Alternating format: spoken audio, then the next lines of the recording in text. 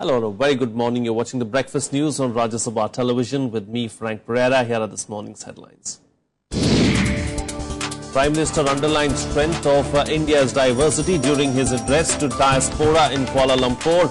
Put spotlight again on terror, appeals to all nations to unite to fight. Malaysia's Prime Minister announces formal establishment of ASEAN Economic Community or AEC. It envisages a single market with a free flow of goods, capital and labour across borders in the region. Madeshis to launch fresh month-long protests in Nepal against new constitution, call for agitation after 4 protesters killed in police firing. And Belgium put on terror alert. Police mount anti-terror raids, arrest 16 people, but main Paris attack suspects Salah Abdeslam still on the run.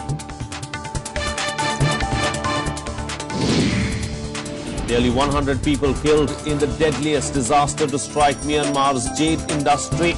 Travelling miners trapped under waste debris following landslides.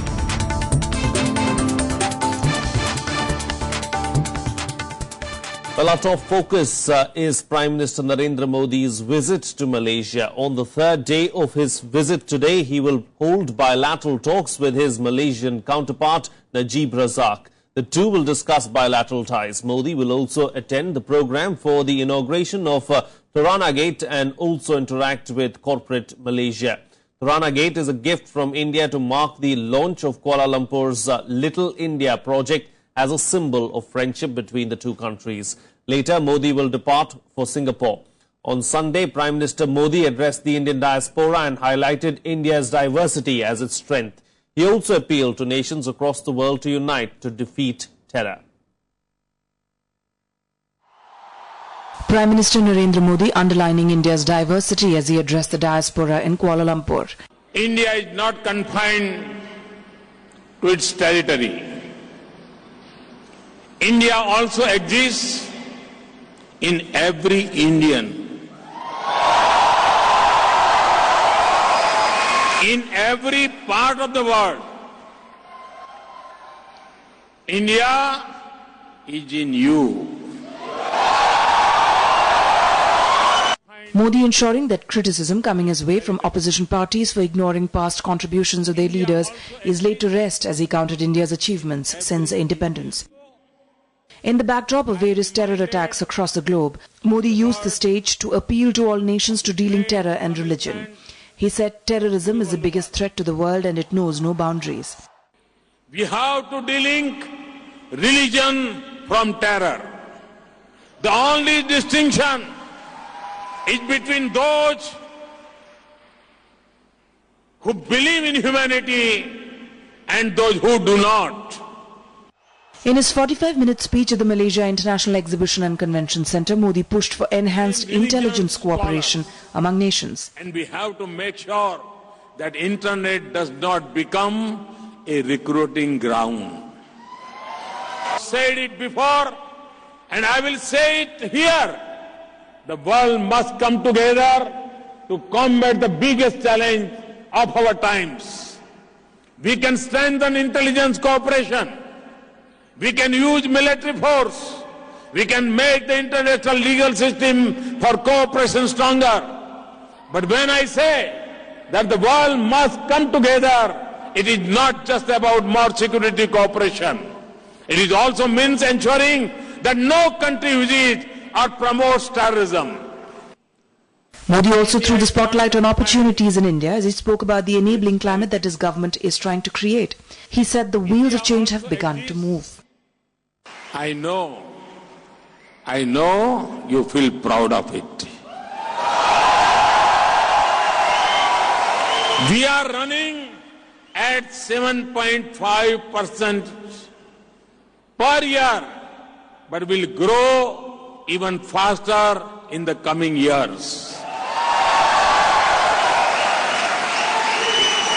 Every major global institutions has placed its bets on India growing strongly. This is at a time when the rest of the world including parts of this region, is experiencing a slowdown. Modi announced a grant of $1 million to the India Students Trust Fund as financial assistance to Malay Indian students and the naming of India's cultural centre in Kuala Lumpur after Netaji Subhash Chandra Bose. He said a bust of Mahatma Gandhi would be installed at the Gandhi Memorial Hall in Kuala Lumpur, and India would work with the Malaysian government to set up a war memorial for Indian soldiers at the site of the Battle of Kampar in Parik in Malaysia. Akhilesh Suman's report for Rajya Sabha TV. Well, joining me for a chat right now, live from Malaysia, is our correspondent Akhilesh Suman. A very good morning, Akhilesh. And as far as the Prime Minister's visit to Malaysia is concerned, today is the third day of his visit. What have been the key highlights thus far, and what have been the key announcements that have been made? Actually, Frank, one of the major announcements that has come yesterday, you must have heard the ASEAN community. And ASEAN community is the one which will compete with India and China, given its economy of almost $4.7 trillion. So I think India wants to associate with such fast emerging conglomeration of nations in Southeast and East Asians.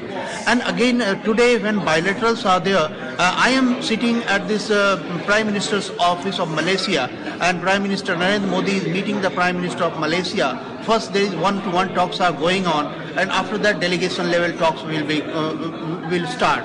So what is the major thing that will come up, because we are going to have some defense tie and defense agreement with the government of Malaysia, because of its immense strategic importance in the Pacific region, Pacific Sea, and then connecting to the Indian Ocean, and then going towards African nations. So I think it is one of the major routes, and defense ties with Malaysia is going to be very important for India. And again, it will be enhanced strategic relationship with Malaysia. What Prime Minister Narendra Modi articulates, that India and Malaysia are both diverse nations, both have diverse populations. In India, you have different religions. In Malaysia, you have different nationalities. So both can culturally, both can economically, and both can politically and strategically cooperate with each other. And I think some major announcements, some major agreements are going to come after these meetings are over. Right. Indeed, of course, some major announcements likely to come, and you will keep bringing us those updates from Malaysia and bring us up to date with what's happening there. But as far as the Prime Minister's reception in Malaysia is concerned, he addressed the Indian diaspora, and we understand that there was a huge gathering present there to try and understand what exactly was happening. So what was the kind of reception that Prime Minister Modi got really in Malaysia? Yeah, that's right. How are you? Is one of the inwardly he is trying to give diaspora some importance to that country, and another that he is using diaspora that India is changing, and what he is telling almost that it is a changing India now. Now from Malaysia, one of the major statements that has come, and that everyone has noticed, that he is telling about religion should be dealing from terror, and he is also telling that diversity must be maintained, and he is also telling now yesterday he didn't criticize anything the past government. He is saying that India is in continuity. So I think that now Modi's whole tone has changed from Malaysia, and he is trying to address the whole of Indian diaspora, not only the present government supporters. So in a way you can see that Malaysia has given some political understanding for the present government. Frank. All right, we'll have to leave to that. Thank you so much, Akhilesh Suman, for joining us this morning and sharing us the latest there as far as Prime Minister's visit to that country is concerned. Moving on, now Malaysia's Prime Minister on Sunday announced the formal establishment of the ASEAN Economic Community, or the AEC, that envisages a single market with a free flow of goods, capital and labour across borders in the region. It brings ASEAN a step closer to becoming a free trade area for 600 million people, but many hurdles still remain. ASEAN leaders on Sunday announced the start of the ASEAN Economic Community, a European Union-style regional economic bloc, a single market with a free flow of goods, capital and skilled labour in the region. It will integrate Southeast Asia's diverse economies with a combined GDP of $2.4 trillion. The Kuala Lumpur Declaration setting up the AEC was signed by leaders of the 10-nation grouping in front of world leaders who included Prime Minister Narendra Modi and UN Secretary General Ban Ki-moon.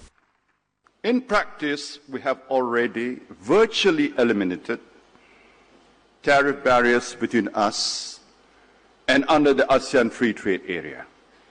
This makes our manufacturing industry more competitive in a global market and reduces costs for everyone. The Malaysian Prime Minister recalled the success of the 10-member association in bringing prosperity to a diverse region that was once seen as the Balkans of Asia. But the next stage in the ASEAN's evolution, he said, will be much harder.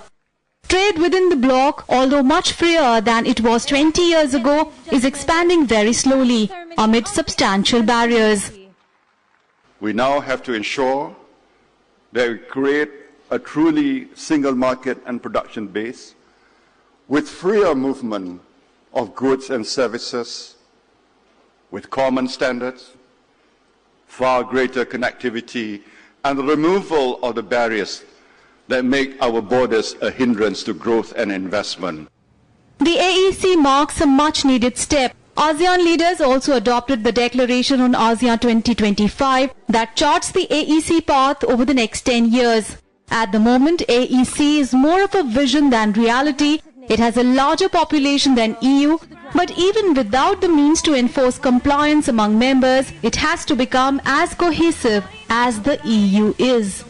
At a time when a particular country is known as fomenting terrorism and becoming epicenter of terrorism, ASEAN has evolved itself as an epicenter of conflict resolution in a peaceful manner. The question is whether SAARC nations will learn from ASEAN. Akhilesh Suman for Rajya Television in Kuala Lumpur of Malaysia. Well, Belgian police has mounted an anti-terror raid in the country amidst an imminent terror threat. They have made 16 arrests so far, but the main suspect, Salah Abdeslam, is not among them. Raids come as the Belgian Prime Minister Charles Michel announced another day of lockdown in the country for fear of a new Paris-style mass attack. Salah Abdeslam, the only suspect of Paris attack who is known to have survived, is still on the run. He is not among those 16 arrested by the Belgian police in anti-terror raids. A combing operation is underway in Belgium for the suspect. Extra troops have been deployed on the ground. Until now, no firearms or explosives were found. Salah Abdeslam is not among the persons arrested during the searches. Belgium is on the highest terror alert. The capital has been locked down. Metro stations, schools and universities remain closed. Belgian Prime Minister Charles Michel has announced a serious and imminent threat of coordinated Paris-style multiple attacks in the country. They have decided to continue with the lockdown after a meeting of security chiefs on Sunday. L'organe qui analyse la menace, l'OCAM, a confirmé dans le courant de la soirée un niveau 4 sur une échelle de 1 à 4 pour ce qui concerne la région de Bruxelles. Il s'agit donc du plus haut niveau de menace. Cela signifie... Je suis totalement inquiet parce que ça fait quand même 20 ans que j'habite à Bruxelles et j'ai jamais eu ça, marcher dans la rue. On m'a arrêté tantôt pour me dire que ça serait bien de ne pas marcher dans la rue maintenant, aujourd'hui, quoi. Donc, c'est un climat d'insécurité qui malheureusement, à mon avis, n'est pas prêt de s'arrêter. Malheureusement. Belgium has been at the heart of investigations into the Paris attacks after links to Brussels emerged. Reports suggest that Salah Abdeslam slipped back home to Brussels from Paris shortly after the attacks. Amidst rising tensions, British Prime Minister David Cameron will meet French President François Hollande in Paris on Monday. They will discuss counter-terror cooperations and fight against IS in the wake of horrific Paris attacks. Bureau Report, Rajya Sabha Television. Some more international news now. Protesters in Nepal have decided to launch a fresh month-long protest in the Terai region from today to press for more rights and representation in the newly promulgated constitution. The decision was made in the meetings by Nepal's Madhya-based parties and ethnic groups. The call for fresh protests comes after 4 Indian origin Madeshis were shot dead by Nepal police for blocking a key highway in Terai. So far, more than 40 people have died during the 3-month-long agitation in southern Nepal. India has expressed distress at the loss of lives and has called for a political solution to the problem. Meanwhile, Home Minister Rajnath Singh, who is on a 6-day visit to China, will visit the Command and Control Center in Shanghai today. On Sunday, the Home Minister toured a digital police station in China's financial hub, Shanghai. He was briefed by officials on the best practices and audio-visual monitoring of crime. He also addressed the Indian community in Shanghai. In his interaction, Rajnath said Singh appreciated the role of the Indian community in fostering good economic relations with China and called on them to contribute to Make in India and Smart Cities campaign of the government. Maintaining focus on security cooperation with China, the Home Minister had spent the last 3 days in Beijing meeting Premier Li Keqiang and Interior Security officials Gao Shenkun and Chinese Security Czar Meng Jianzhu. He is the first Indian Home Minister to visit China in a decade. Well, it's time for a short break now, but much more lined up on the other side. Stay tuned. We'll be right back.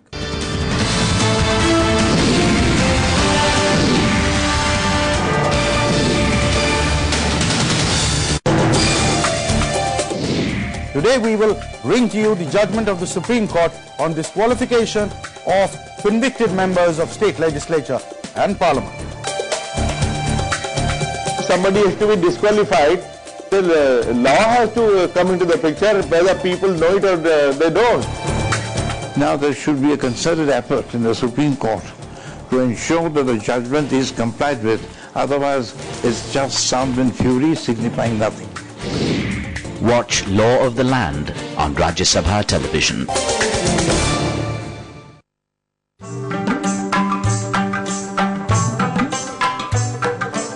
Tradition dating back centuries. A cultural heritage that inspires and warms at once. Magic that awes. Rajya Sabha television brings you events that embrace the wonders of India's classical arts.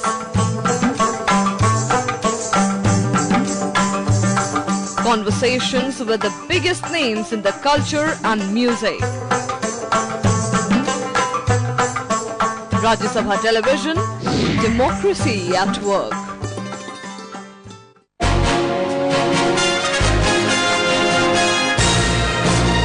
Hello and a very warm welcome to a brand new edition of World Panorama with me, Frank Pereira. Barack Obama has been elected on the basis that I will no longer take America into wars, and in fact quite the opposite, I will pull America out of wars. According to the Indian government, fishermen are not at fault. The US intervention in Iraq set the stage for exacerbation of these conflicts, and then the intervention in Syria.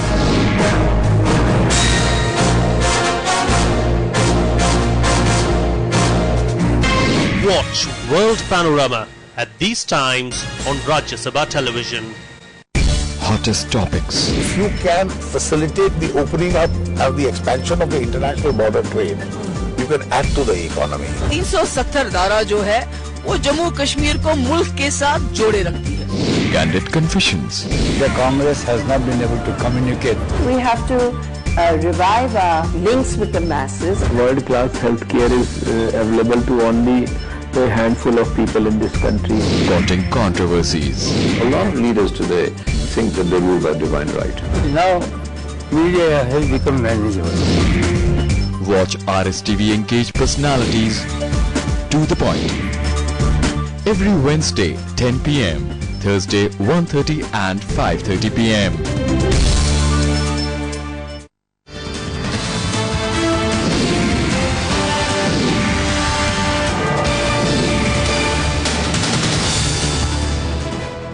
Back, you're watching Rajya Sabha television. Well, India is objecting to US Secretary of State John Kerry, terming it as a challenge at the upcoming Paris climate meet. Environment Minister Prakash Javadekar said that the remarks are not only unwarranted but far from the truth. In an interview to Rajya Sabha television, Javadekar told MK Venu that India had always tried to be a part of the solution and has made active efforts to forge a consensus on the global stage to fight climate change. Ahead of the Paris Climate Conference, India is hotly contesting remarks by the US Secretary of State John Kerry that its government is reluctant to accept a bigger role in addressing global warming. In an interview to Rajya Sabha TV, Prakash Javadekar said that on the contrary, India has not only emerged as a key player on climate change, but has also been globally appreciated for its initiatives. आज भारत को एक प्रमुख ताकत के रूप में यानी Paris समझौता ठीक हो, इसके लिए एक प्रमुख भागीदार के रूप में देखा जाता है, न कि नकारात्मक। अमेरिका के विदेश मंत्री ने अभी बयान दिया कि भारत शायद समस्या हो सकता है, तो ये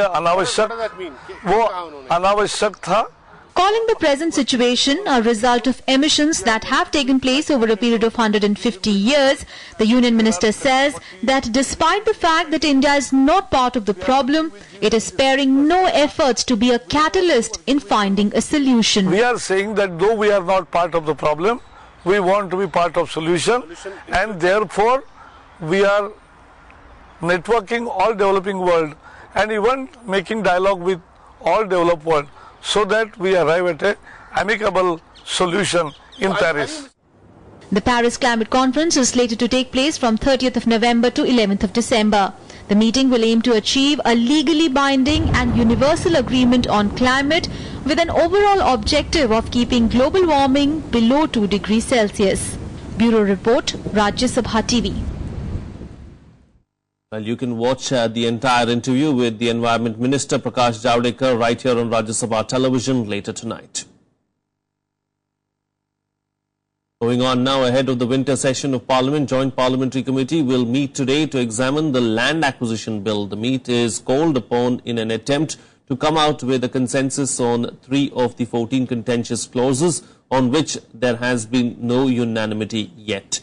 Committee members from opposition parties such as the Congress, Trinamool Congress and the left as well as NDA ally Shiv Sena are yet to concede to the Modi government stand on these 3 clauses. The 30-member JPC chaired by BJP's SS Ahluwalia is expected to submit its report in the first week of the session. The government is hoping to pass through its version of the bill through the legislative route instead. There's a look at what else is making news or what else is expected to make news in our segment today ahead. Finance Minister Arun Jaitley will chair the quarterly review meeting of the chairmen and managing directors of public sector banks and financial institutions.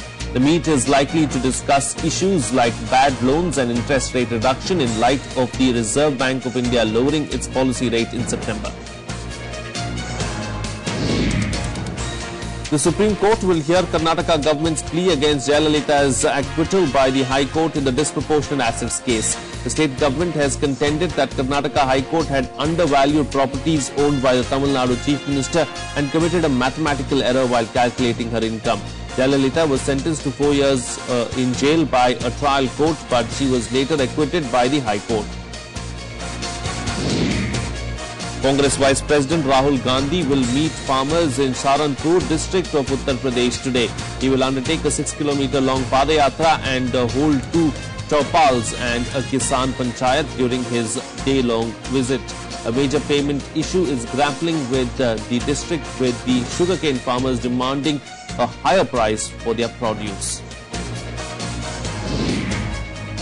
Former media tycoon Peter Mukherjee's CBI custody in the Sheena Bora murder case will end today. Peter was arrested by the CBI on November 19th and was charged with murder and criminal conspiracy in the case. The CBI had said that Peter had played an active role in the killing and was part of the conspiracy.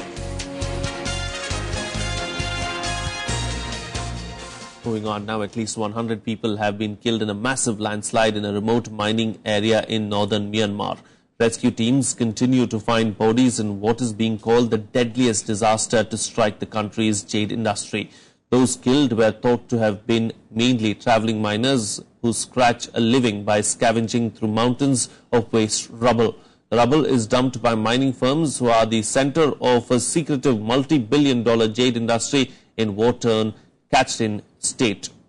The massive landslide crushed dozens of flimsy shanty huts clustered on the barren landscape, home to an unknown number of people. Rescue operations continue with the Myanmar Red Cross Army, police and local community groups, but officials say that they have little hope of pulling people alive from the rubble. Meanwhile, a powerful 6.2 magnitude earthquake shook the Pakistani capital of Islamabad and northwestern areas of the country, though there were no reports of casualties.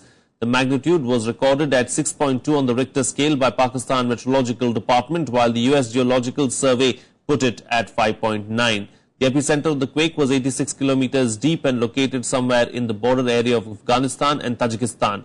The tremors also rocked Peshawar, Mansehra, Shangla, Swat, Naushera, Dirbala and adjoining areas. Panic-gripped people came out of their houses to take shelter in open, especially in Khyber Pakhtunkhwa province, where strong tremor was felt. According to local media, several houses were damaged in the Swat Valley.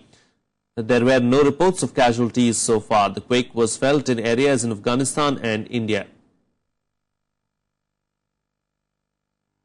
Let's take a look at the other international news in our segment World Wrap.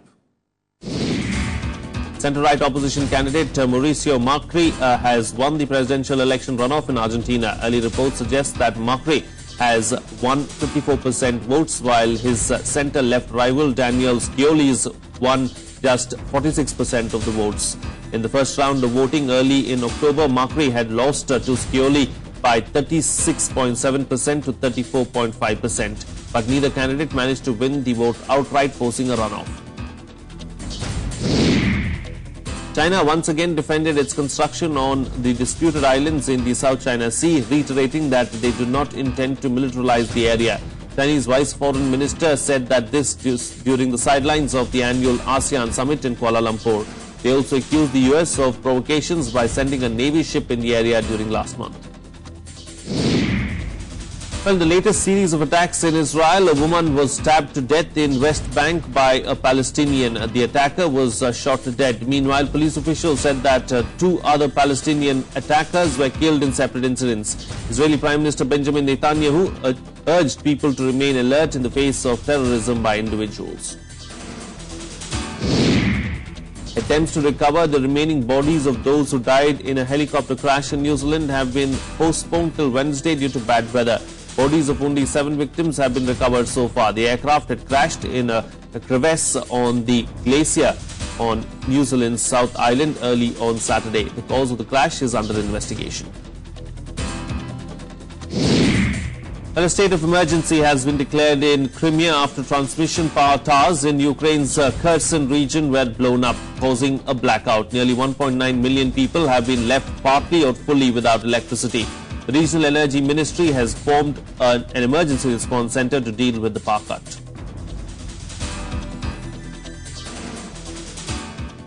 Moving on to some sports news now. India demolished arch rivals Pakistan 6-2 to clinch the 8th Junior Asia Cup title. India started the match on an aggressive note and got an early goal through Harmanpreet Singh's penalty corner. He then went on to score 2 more to complete his hat-trick as India led 3-1 at the half.